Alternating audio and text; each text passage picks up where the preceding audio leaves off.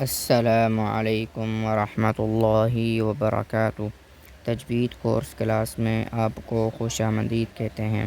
الحمدللہ ہماری سابقہ کلاس میں یہ پڑھا گیا تھا کہ نون ساکن اور تنوین کے کتنے قاعدے ہیں۔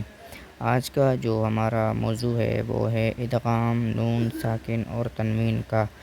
آج کی کلاس میں ہم جانیں گے کہ ادغام کسے کہتے ہیں اور قرآن مجید میں ادغام کو کیسے پڑھا جاتا ہے۔ آپ سب سے گزارش ہے کہ ہمارے چینل کو سبسکرائب کریں، زیادہ سے زیادہ اس ویڈیو کو شیئر کریں اور بیل آئیکن کو ضرور پریس کریں تاکہ ہماری ہر آنے والی نئی اپڈیٹ جلد سے جلد آپ تک پہنچ سکے۔ چلیے شروع کرتے ہیں۔ اعوذ باللہ من الشیطان الرجیم، بسم اللہ الرحمن الرحیم۔ آج کا جو ہمارا موضوع ہے وہ ہے ادغام نون ساکن اور تنوین۔ سب سے پہلے ہم جانیں گے ادغام کسے کہتے ہیں۔ ادغام کہتے ہیں ایک حرف کا دوسرے حرف میں مل جانا، یعنی ایک حرف کا دوسرے حرف میں مدغم ہونا، اسی کا نام ادغام ہے۔ اور نون ساکن کسے کہتے ہیں؟ جس نون پر جزم ہو اسے نون ساکن کہا جاتا ہے۔ اور تنوین کہتے ہیں دو زبر، دو زیر اور دو پیش کو۔ آج کے سبق میں ہم جانیں گے کہ قرآن مجید میں ادغام کیسے کیا جاتا ہے، اس کا کیا قاعدہ ہے اور اس کی مثالیں کیا ہیں، وہ آج کی کلاس میں ہم انشاءاللہ العزیز جانیں گے۔ سب سے پہلے ہم قاعدے کی طرف چلتے ہیں کہ ادغام کا قاعدہ کیا ہے۔ ادغام کا قاعدہ یہ ہے کہ اگر نون ساکن اور تنوین کے بعد حرف ادغام میں سے کوئی حرف آ جائے تو وہاں ادغام ہوگا، اور تشدید ہونے کی وجہ سے زیادہ زور اگلے والے حرف پر دیا جائے گا اور اس کو غنہ کے ساتھ ادا کیا جائے گا۔ اور اس غنہ کی مثال ایک الف کے مقدار ہونی چاہیے۔ ادغام کے حروف کون کون سے ہیں اور جو نون ساکن اور تنوین کے بعد آتے ہیں وہ کون کون سے ہیں اور ان کو کیسے پڑھا جاتا ہے، آگے اس کی تفصیل ہم بیان کرنے جا رہے ہیں۔ ادغام کے حروف 6 ہیں: یا، را، میم، لام، واو، نون، یعنی یا، را، میم، لام، واو، نون۔ آسانی کی خاطر ان کو یرملون بھی کہا جا سکتا ہے، یعنی اگر ہم ملا کر پڑھیں گے تو یہ یرملون ہو جائیں گے۔ یہ جاننا بہت ضروری ہے کہ وہ کون سے حروف ہیں جو غنہ کے ساتھ ادا ہوتے ہیں اور وہ کون سے حروف ہیں جو بغیر غنہ کے ادا ہوتے ہیں۔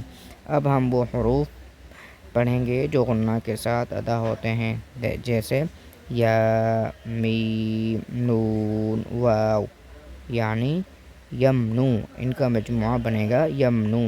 یہ وہ 4 حرف ہیں جن میں غنہ ہوتا ہے، حالانکہ ادغام میں 6 حرف ہیں جن میں 4 میں غنہ ہوتا ہے اور 2 میں غنہ نہیں ہوتا۔ پہلے ہم یا کی مثال پڑھیں گے، جیسے دیکھیں سورہ کہف کی آیت نمبر 5 میں ہے این یقولون، این یقولون۔ اب سب سے پہلے ہمارے ذہن میں ہمارا قاعدہ ہونا چاہیے جو کہ آج کا ہمارا اصل موضوع اور سبق ہے۔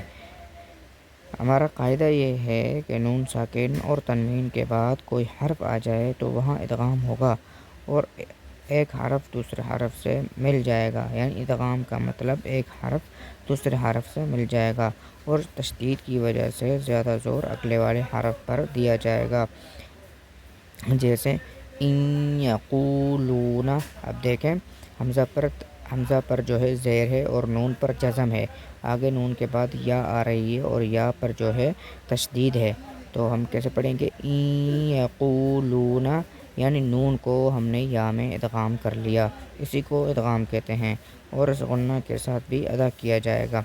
غنہ کی مقدار 1-2 الف کی ہوگی۔ اب دیکھیں حروف غنہ میں سے لام اور را آ جائیں تو ان میں تشدید تو ہوتی ہے۔ دیکھیں اگر حروف غنہ میں سے لام اور را آ جائیں اور ان پر تشدید بھی ہو تو وہاں پر ہم غنہ نہیں کریں گے بلکہ وہاں ادغام کامل ہوگا، یعنی بغیر کسی غنہ کے وہاں ہم پڑھیں گے۔ اب ہم پڑھیں گے تنوین کی مثال، جس کی مثال ہمیں ملتی ہے سورہ رعد کی آیت نمبر 23 میں، جیسے عدن یدخلونہا۔